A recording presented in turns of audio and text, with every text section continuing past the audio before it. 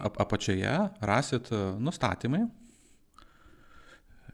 ir čia bus jūsų elektroninis adresas. Pasirenkat įmonės ar įmonę, ar veikia pagal individualią veiklą, verslo liudijimą, susivedat įmonės duomenis, pavadinimas, įmonės kodas. Jeigu esat PVM mokėtojas, tai reikia nurodyti ir PVM mokėtojo kodą. Taip pat dar būtina nurodyti, kad sąskaitoje matytųsi adresas, pašto kodas, pašto kodas.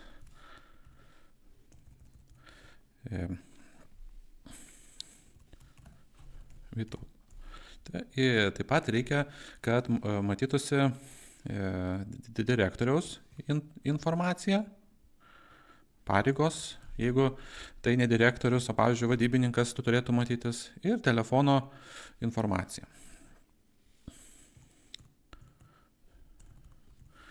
Taip pat galima, kad sąskaitoje matytųsi, įsikelti logotipą iš įmonės ir spaudžiat atnaujinti, matosi, kad informacija yra sėkminga.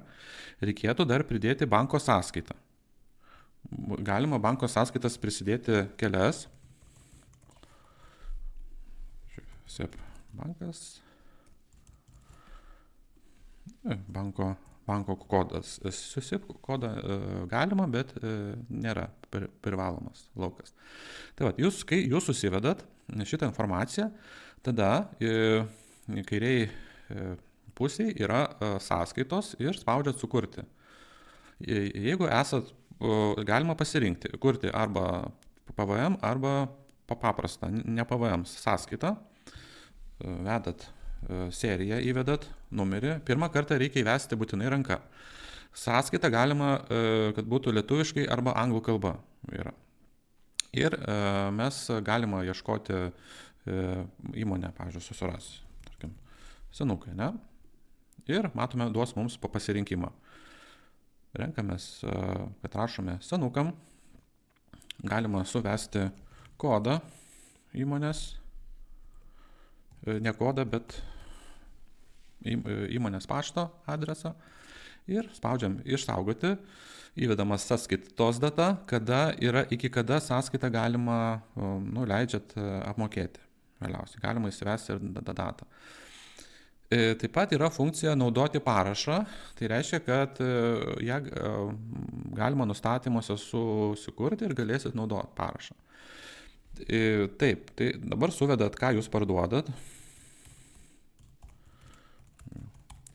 Programavimo, pavyzdžiui, paslaugos, vienas vienetas ir, tarkim, 100 eurų. Galima kainą nustatyti su PVM arba be PVM ir tada jis prisiskaičiuos. Ir čia matote, yra direktoriaus informacija, galima paspausti, kad nerodyti, kas išrašė. Ir mes išsaugom, matome, atsisiunčiam sąskaitą, matome sąskaitos visą informaciją. Taip pat galima sąskaitą išsiųsti. Galima, jeigu daug sąskaitų rašot, numatyti, kad kada išsiųs, galima, tarkim, kitą dieną užsidėti laiką ir galima tada siųsti. Taip, tada dar galima sąskaitos sukurti, kvitus galima sukurti pinigų priėmimo.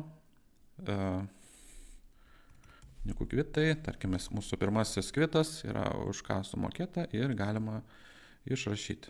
Ir čia galima atsispausdinti kvitą. Kas dar yra aktualu, tai būtų, kad sąskaitas galima, jeigu tai yra pasikartojanti sąskaita, galima sąskaitas kopijuoti. Tiesiog atsidarot sąskaitą, matot sąskaitos istoriją, kvitą, nuorodą į kvitą sukurtą ir kada buvo sukurtas. Ir jeigu sąskaitą norit kopijuoti, spaudžiat kurti sąskaitą.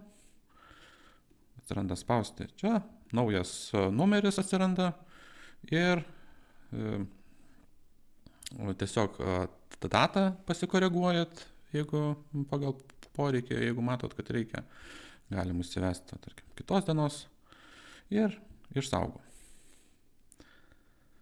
Tai tada galima grįžti, peržiūrėti sąskaitas, puikiausiai sukurta.